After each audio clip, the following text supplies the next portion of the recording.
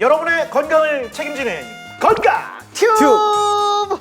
오늘도 건강 튜브는 올드머그와 함께합니다. 대한민국 최고의 추억 만들기 그리고 최고의 힐링 플레이스 이 송정에 위치한 올드머그. 지금부터 여러분들께서 댓글 달아주시고요, 선생님께 궁금한 점 올려주시고, 그리고 건강 튜브 보고 있는 그런 소감까지도 올려주시면 추첨을 통해서 올드머그에 5만 원 상품권 드리도록 하겠습니다. 자, 오늘 함께 할 선생님을 소개합니다. 부산 경남권에선 최고의 산부인과 병원으로 불리는 곳입니다. 올해 창립 45주년을 맞이한 병원이기도 하죠.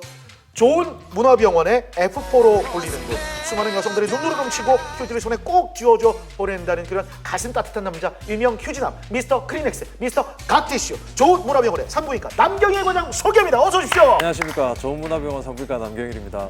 여성분들이 오셔가지고 예. 여러 가지 진료를 받으면서 내 몸이 좋냐 안 좋냐 굉장히 또 긴장하실 텐데, 치료를 잘 하고 눈물을 훔치면서 그렇게 인사를 많이 하고 가신다고. 산모들 중에 애가 아파가지고 입원하는 경우도 있고, 그다음에 부인과 환자들 중에 이제 수술을 했는데 조직 결과가 애초에 예측했던 것보다 좀 나쁘게 나왔을 때, 네. 그럼 이제 설명을 드리면 이제 환자분들이 우시면서 저에게 이제 그런 모습을 보일 때 고충이나 힘든 점을 생각하면 네. 이제 같이 휴지를 주고 공감을 하고 그런 과정을 거치게 되고, 네. 저도 같은 인간이니까 뭐 환자분의 오빠라든지 뭐 동생 이런 감정이입이 돼가지고 그런 것 같습니다. 오빠 F야. F. 오빠 F야. F라고요? F.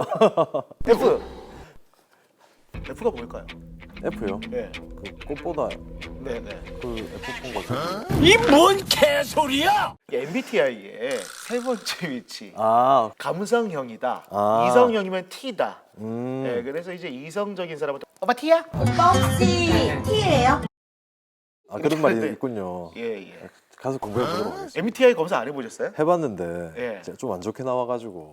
왜 이러는 걸까요? 좋은 소식이 있습니다. 올해 좋은 문화병원이 개원 45주년을 맞았습니다. 와우. 축하드립니다. 감사합니다. 45년 된 역사와 전통을 가진 병원에 몸을 담고 있어서 무척 자랑스럽게 생각합니다. 최근에는 이제 최신 로봇 수술 기구를 이제 도입해가지고 네. 환자분들께 최신 수술을 제공할 수 있도록 노력하고 있습니다. 앞으로도 많은 성원과 관심 부탁드립니다. 좋습니다. 예. 우리가 보통 보면 그런 얘기들 많이 합니다. 누구 만나면 야, 너는 어디서 태어났냐? 집에서 태어났죠, 김 감독. 집에서 태어났죠. 이건 너무한 거 아니냐고? 여러분은 어디서 태어나셨습니까? 요것도 댓글 이벤트로 한번 받아보도록 하겠습니다. 그러니까 우리 저 스태프들도 얘기 어디서 태어났어요? 진짜? 탯줄이 막 땡기겠다 지금. 그렇다면 우리 과장님께서 네. 지금까지 받은 아이가 한 몇 명 정도 됩니까? 1200에서 1500명? 정말 이 인구 절벽의 시대에 그걸 또 이겨내기 위해 극복하는 정말 대단한 닥터, 우리 남경일 과장님이 위해서 박수! 감사합니다. 왜 산부인과 하면 의자 있잖아요. 특유의 그 의자. 그 의자 이름이 있습니까? 내진대입니다. 내진대. 예. 그러니까 안을 진료한다고 해서 내진대. 그 의자가 부담스러워서 못 간다, 안 간다고 꺼리시는 분들이 굉장히 많아요. 네. 특히 2030 세대 여성분들이 굉장히 많으세요. 네. 근데 그게 힘들어서 안 간다면 진짜 이런 부인과 질환을 예방할 수가 없는 거잖아요. 1년에 한 번은 반드시 그 자궁경부암 검사와 네. 초음파를 해야 되고, 그 검사를 하려면 어쩔 수 없이 내진대에 앉아야 되는데 1년에 3에서 5분인데 그 정도면 불편감을 감수하시면 큰 질환을 예방할 수가 있으니까 조금 참으시는 게 감수하시는 게 좋을 것 같습니다. 어떤 경우는 이제 근종이 있는 줄 모르고 임신을 했다가 나중에 이제 임신하고 나서 진료를 받았는데 근종이 한 10cm 정도가 자리가 있었어요. 근데 그 산모는 결국 25주쯤에 조산이 돼버렸어요. 그러니까 이분은 산부인과 간 적이 없는 거예요. 결혼까지 했는데. 그래서 그분은 애를 놓친 그런 상황이고, 그분은 이제 수술하고 임신을 해야 되는. 야, 이런 경우들이 종종 있습니다. 자주 검진 받으시는 거 1년에 한 번만이라도, 내진대가 겁나더라도 3에서 5분 정도는 나와 내 아이의 건강을 위한 시간, 투자 꼭 필요합니다. 그 치료는 특히 또 우리 남경일 과장님 어느 병원에 계신다고요? 좋은문화병원입니다.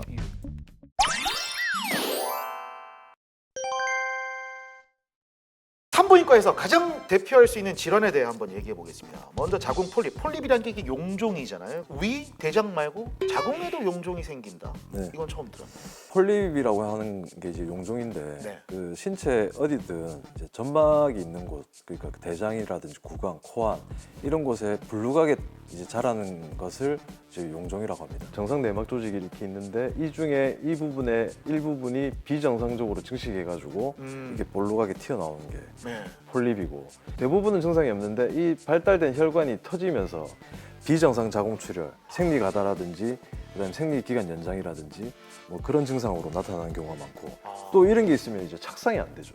아, 걸리적거리니까 안 되겠네. 수정란이 이렇게 네, 오다가 네. 여기 딱 착상이 되면은 아. 그냥 탈락이 되는 거죠. 임신이 됐다가도 유산이 되는 경우도 있고, 산부인과 질환 중에 가장 흔한 흔한 질환이고. 거. 예, 예.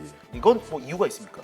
뭐 이게 직접적인 원인이다 이렇게 밝혀진 경우고, 뒤에서 다뤄볼 질환들도 대부분이 뭐 어떤 게 직접적인 원인이 된다, 연관이 된다 이런 뭐 연구는 많이 이루어지고 있습니다만은 그 밝혀진 건 없습니다. 아, 그렇군요. 아니 근데 폴립이 어느 정도가 됐을 때 수술합니까? 만약에 환자분이 증상이 있다. 그 증상은 대부분 아까 말씀드린 것처럼 비정상 자궁 출혈로 나타나는데, 그런 증상이 있다든지, 그다음에 임신을 앞두고 있다든지, 그다음에 크기가 아주 크다든지, 자궁 내막에는 폴립뿐만이 아니라 내막 증식증이나 내막암이 발생할 수 있습니다. 아, 그런 것들과 감별이 안 될 때, 그럴 때는 이제 수술적 제거를 해서 그 떼낸 조직 검사를 해서 이게 정체를 규명을 해야 되는 겁니다. 아, 이게 그 조직 검사 했을 때 별거 아니면 괜찮은데 좀 보면 좀 안 좋은 결과들도 있을 것 같아요. 내막 증식증하고 네네. 내막암인데, 이제 내막암은 수술적 제거를 해야 됩니다. 자궁을 제거를 해야 되는 거고, 내막 증식증의 경우에는 이것이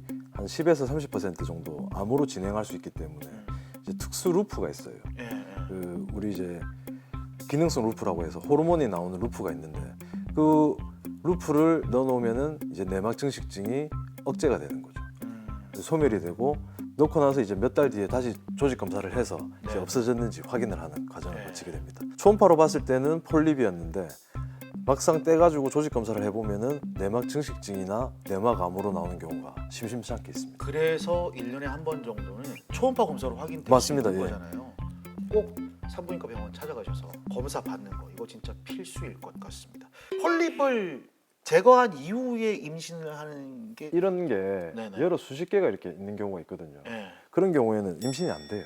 그리고 임신됐더라도 음. 또 유산을 하게 되니까, 임신하기 전에 산전 검사라고 해서 네. 우리가 초음파 검사도 하고 경부암 검사도 하고 풍진 검사라든지 그런 혈액 검사를 해서 이제 임신을 해도 되는지, 임신하기 전에 뭐 치료해야 될 건 없는지 확인한 뒤에 임신하는 게 좋을 것 같습니다. 네.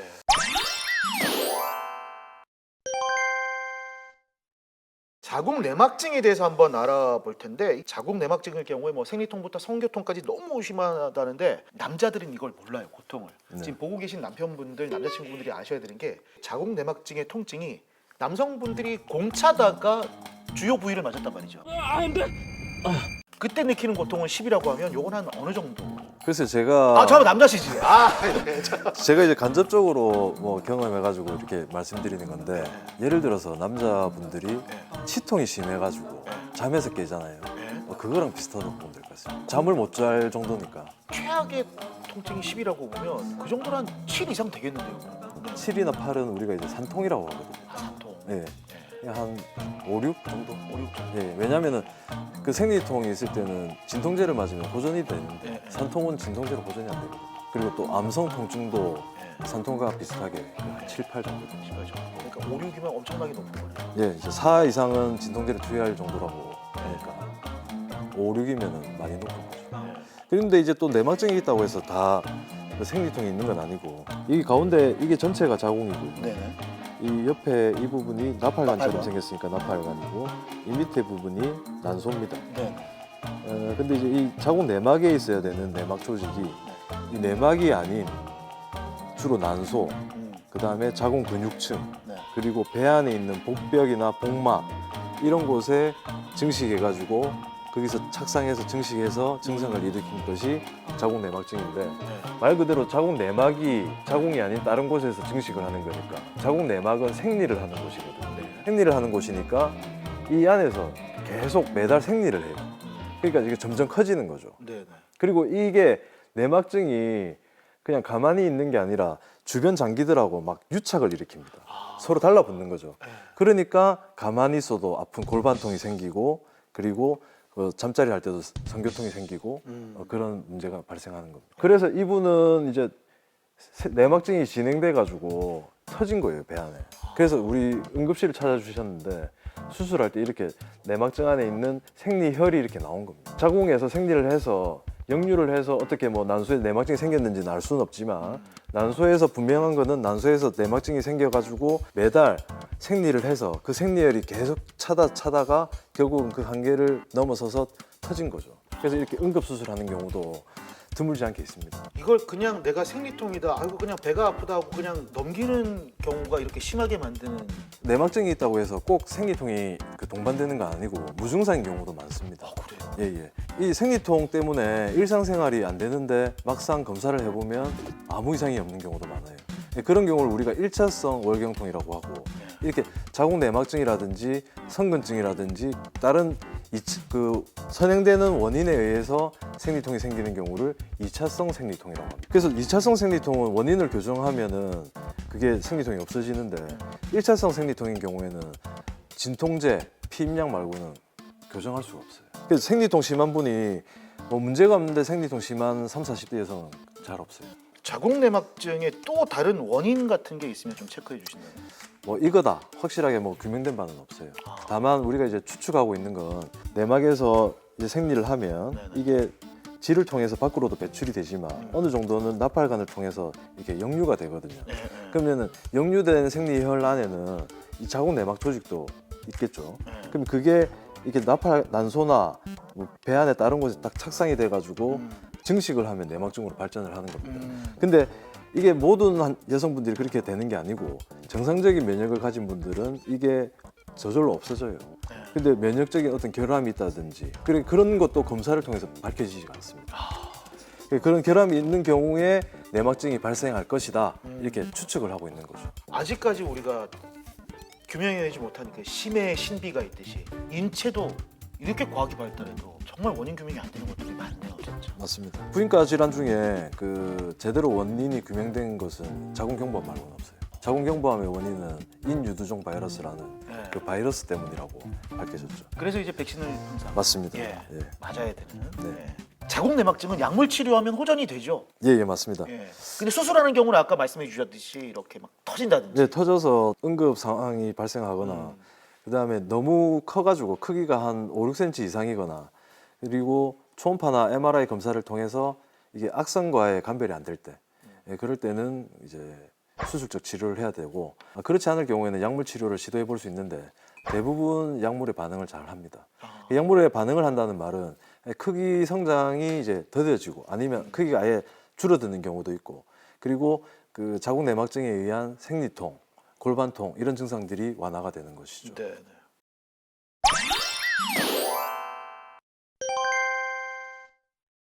여성 질환 중에 가장 많이 들어본 게 자궁근종.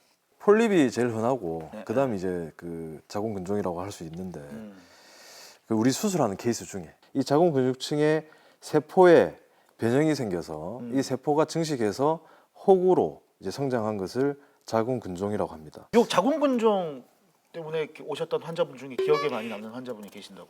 20대 후반, 30대 초반인 걸로 기억이 되는데 근종이 너무 많아가지고 임신하기 전에 이제 근종을 꼭 제거해야 되는 상황이었습니다. 한 10개 넘었던 걸로 기억되는데 이제 수술했을 때 정상 자궁이 구분이 안 될 정도로 근종이 많았죠. 근데 이분이 이제 임신을 해야 되기 때문에 더 신경 써서 이제 수술을 해드렸고 근데 몇 달 뒤에 이제 제 진료실을 이제 찾아오신 거예요.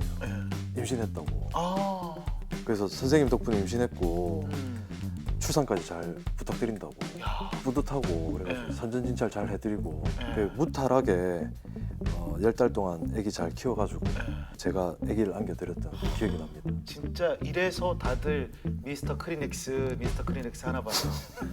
정말 그 근종 때문에 힘들었던 환자의 눈물을 휴지로 닦아드리고 그리고 출산 이후에 또 기쁨의 눈물을 닦아드렸다. 예. 야.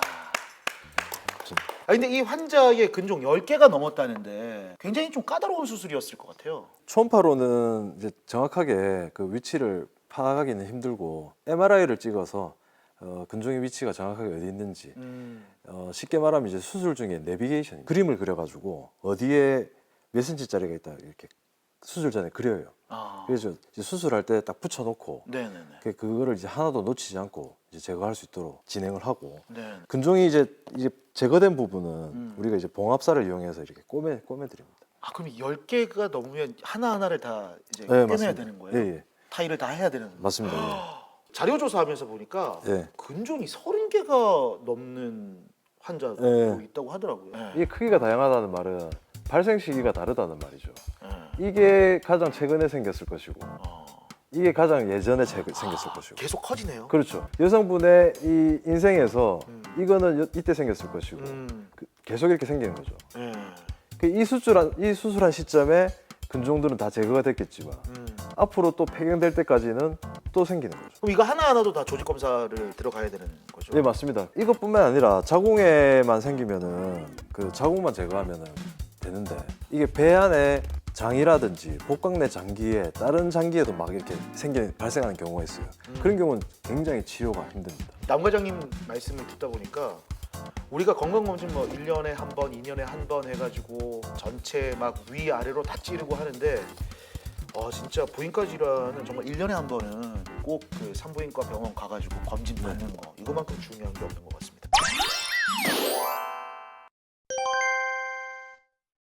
여성과 질환에 대한 궁금증을 한번 풀어보도록 하겠습니다. 생리통이 너무 심합니다. 누군가는 그달에 스트레스가 심하면 생리통이 심해진다고 하는데 맞는 건가요?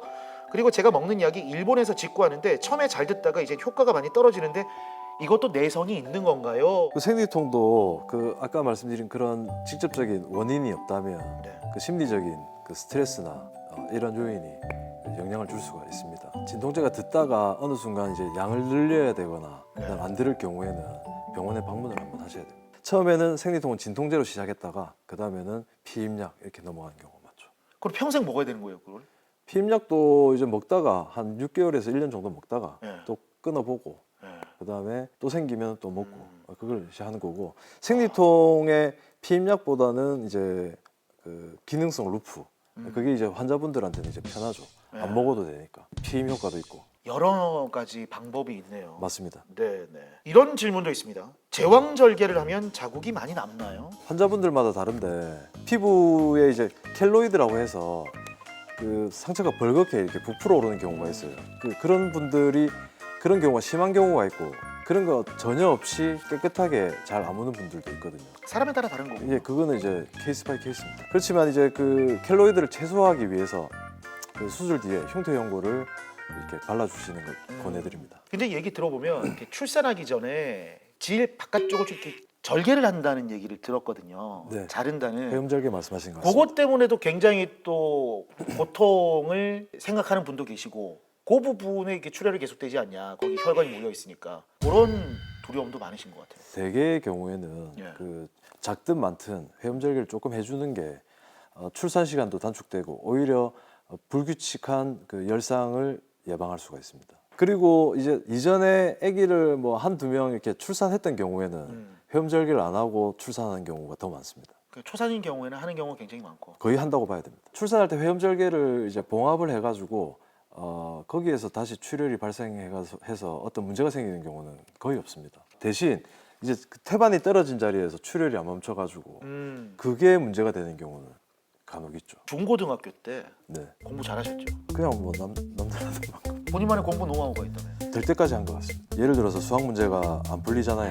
오답 노트를 만들어가지고 이거 내가 스스로 풀 때까지 그렇게 한 3번 했는데도 안 풀린다. 그럼 포기. 네, 이 문제는 잘못낸 거다.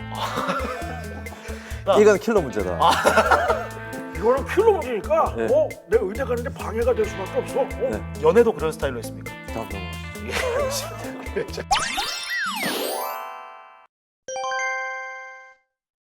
좋은 문화병원의 복강경 수술 최신 기술이라 할 수 있는 로봇 수술기를 도입했다는 얘기를 들었습니다. 이게 어떤 건지 한번 말씀해 주신다면? 사람이 이제 조정해가지고 사람이 조정관에 앉아 있고 사람이 움직이는 대로 로봇이 조정에 따라서 수술을 하는 겁니다.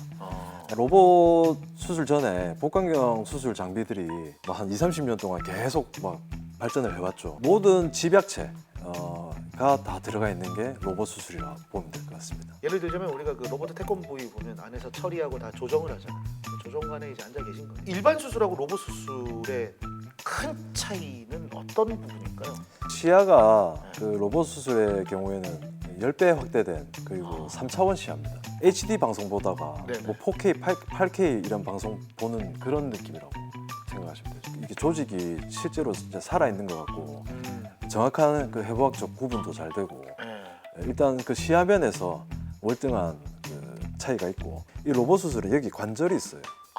관절이 있어가지고 사람 손처럼 이게 이렇게 움직입니다. 움직이는구나. 예, 이게 540도 이렇게 움직인다고 하는데 조그만한 걸 넣어가지고 사람 손처럼 이렇게 움직이는 거예요. 정밀하고 정확하게 예, 수술을 할 수 있는데 배를 열어가지고 의사가 직접 수술하는 것과 그다음에 이전에 있던 복강경 수술과 그 두 개의 장점을 접목한 수술이라고 생각하시면 될 것 같습니다. 사람과 최신 기술의 협진이네요. 그리고 이게 뭐 로봇 수술을 따로 해야 되는 경우는 없고 뭐 모든 부인과 질환에 있어서 적용이 가능한 수술법이 되겠습니다. 근종, 난소낭종, 그다음에 자궁상근증 예, 이런 경우에 있어서 홍만 떼거나 아니면 자궁을 제거하거나 또는 뭐 악성 질환일 경우에도 적용을 하고 있습니다. 네. 비용이 비싸겠네요. 국가의 건강보험 적용을 받고 있지 않기 때문에 이제 비용 부담이 되는 건 사실입니다. 실비 처리 가능할까요? 수술 받는 환자분들은 대부분 실손보험 적용을 받고 네. 지금 현재 진행 중입니다. 이게 비싼 비용을 지불하고 네. 수술 받는 이제 충분한 가치가 있다고 생각합니다. 아니 진짜 그 의사 선생님께서 이렇게 말씀하신다면 그 효과는 우리가 생각하는 그 이상이다. 예후가 그만큼 좋다는 거를 우리가 또 생각을 할 수가 있고요. 뭐 이런저런 얘기 많이 해봤는데 저출산 시대고 인구 절벽이고 해가지고 사실 산부인과 의사 선생님들 요즘 많이 힘드실 것 같아요. 특히 부산 같은 경우에는 해마다 10%씩 줄어들고 있거든요. 10%면 엄청 큰데. 그러면 이게 6년이 지나면 절반이 된다는 말이에요. 6년 지날 때마다 절반씩 되니까 산부인과 의사들이 많이 힘들죠. 예, 지금 이런 시기에 끝까지 본인의 자리를 지키시면서 여성들의 건강 그리고 새로 타오르는 생명들을 위해서 애쓰시는 우리 남경일 과장님과 그리고 좋은문화병원 관계자 여러분께 박수 한번 보내드립니다. 예, 진짜 여기 있잖아요. 좋은문화병원 출신. 네. 예, 계속 선생님 보고 탯줄이 땡기고 있습니다, 저 친구가. 자, 오늘 어떠셨습니까? 아주 뜻깊은 시간이었던 것 같고 네네. 좋았던 추억의 한 페이지가 된 것 같습니다. 저도 진짜 그 유명한 부산에서 이름난 미스터 크리넥스 선생님을 만나가지고 진짜 앞으로도 계속해서 휴지를 좀 많이 쓰셔서 여성들의 눈물을 닦아주시고 기쁨의 눈물까지 닦아주시기를 네. 응원하겠습니다. 자, 여러분들 남경일 과장님한테 궁금하신 점 있으면 지금 댓글로 많이 남겨주시고요. 그리고 저희 건강튜브를 응원하는 댓글도 많이 올려주시고 여러분 올드머그의 5만 원 상품권이 여러분을 기다리고 있습니다. 여러분들의 건강을 항상 응원하는 우리는 건강튜브!